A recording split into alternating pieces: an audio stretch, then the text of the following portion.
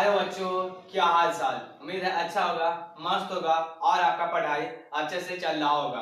तो फिर से हम लोग आ गए हैं प्रकाश के परावर्तन का चौथा वीडियो लेकर।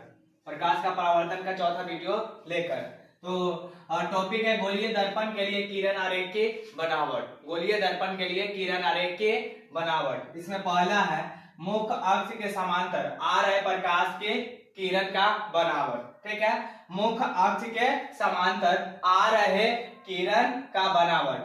तो मुख्य अक्ष के समांतर अगर कोई दर्पण के सामने प्रकाश के किरण आता है तो दर्पण से परावर्तन के बाद कहां से होकर गुजरता है? तो फोकस से होकर गुजरता है। ठीक है, मुख्य अक्ष के समांतर कोई प्रकाश के किरण आता है तो दर्पण से परावर्तन के बाद कहां से होकर गुजरता है? तो फोकस से होकर गुजरता है।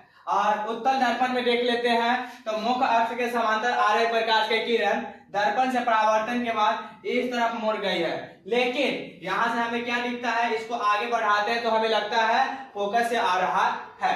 ठीक है, तो उत्तल दर्पण में जो है मुख्य अक्ष के समांतर प्रकाश के किरण जा रहा है तो दर्पण से परावर्तन के बाद ऐसे घूम गया है, लेकिन देखने वालों को क्या लगता है कि फोकस से होके आ रहा है। ठीक है, मुख्य अक्ष के समांतर आ रहे प्रकाश के किरण का बनावट देख लिए।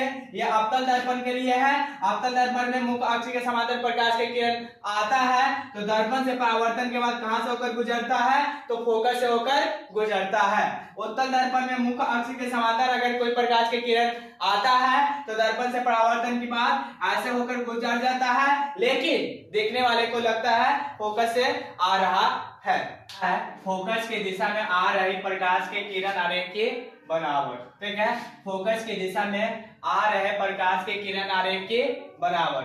तो अगर फोकस के दिशा में कोई प्रकाश के किरण आ रहा है तो दर्पण से परावर्तन के बाद मुख्य अक्ष के समांतर हो जाता है। यहाँ से देख सकते हैं ये फोकस के दिशा में आ रहा है और दर्पण से परावर्तन के बाद कहां से होकर गुजरा है? तो ये मुख्य अक्ष के समांतर गुजर गया है। ठीक है, तो फोकस के दिशा में आ रहे प्रकाश के किरण दर्पण से परावर्तन के बाद कैसा गुजरता है? तो मुख्य अक्ष के समांतर गुजरता है। ये उत्तल दर्पण के लिए है।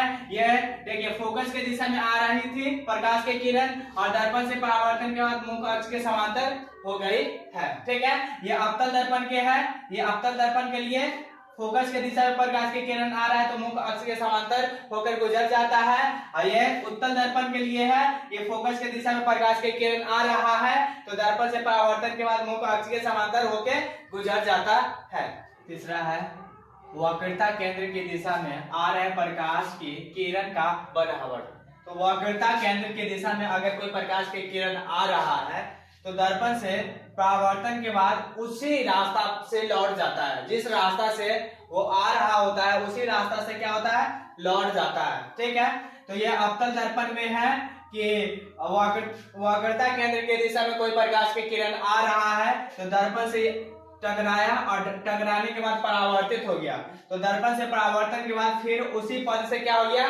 लौट गया। ये उत्तल दर्पण में देख लेते हैं तो ये फोकस के दिशा में प्रकाश की किरण जा रही थी तो दर्पण से टकराई और दर्पण से टकराने के बाद परावर्तित होकर फिर उसी दिशा में चले गए।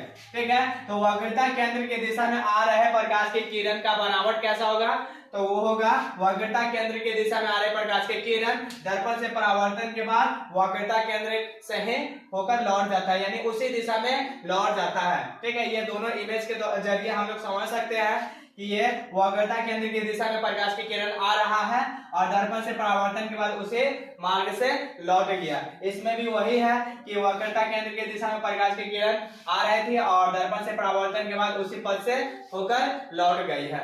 4 नंबर है ध्रुव के दिशा में आ रहे प्रकाश की किरण आरेख का बनावट। ठीक है, ध्रुव की दिशा में आ रहे प्रकाश के किरण आरेख का बनावट हम लोग देखेंगे। तो ये ध्रुव की दिशा में प्रकाश की किरण जा रहा है, दर्पण से परावर्तन के बाद ये जो है ये ऐसे गया है। जितना एंगल से ये देखिए ये क्या है? ये है मुख्य अक्ष।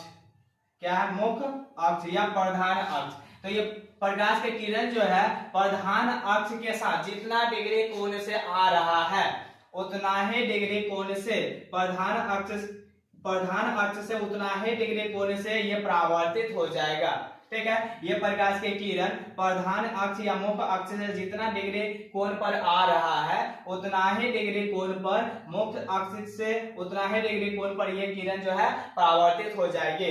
इसमें भी वही है क्या, तो ये जितना डिग्री कोण पर ये आ रही है प्रकाश की किरण, यानी कोण आई जो है जितना डिग्री का है उतना ही डिग्री कोण पर ये प्रकाश की किरण क्या हो जाएंगे, परावर्तित हो जाएंगे। ठीक है, तो कोई प्रकाश की किरण ध्रुव के दिशा में आ रही होती है तो वो परावर्तन के बाद क्या होता है, तो जितना डिग्री एंगल से आता है उतना ही डिग्री एंगल से परावर्तित होकर लौट जाता है। ठीक है, जितना डिग्री कोण से आता है वो प्रकाश की किरण उतना ही डिग्री कोण से वो परावर्तित हो जाती है।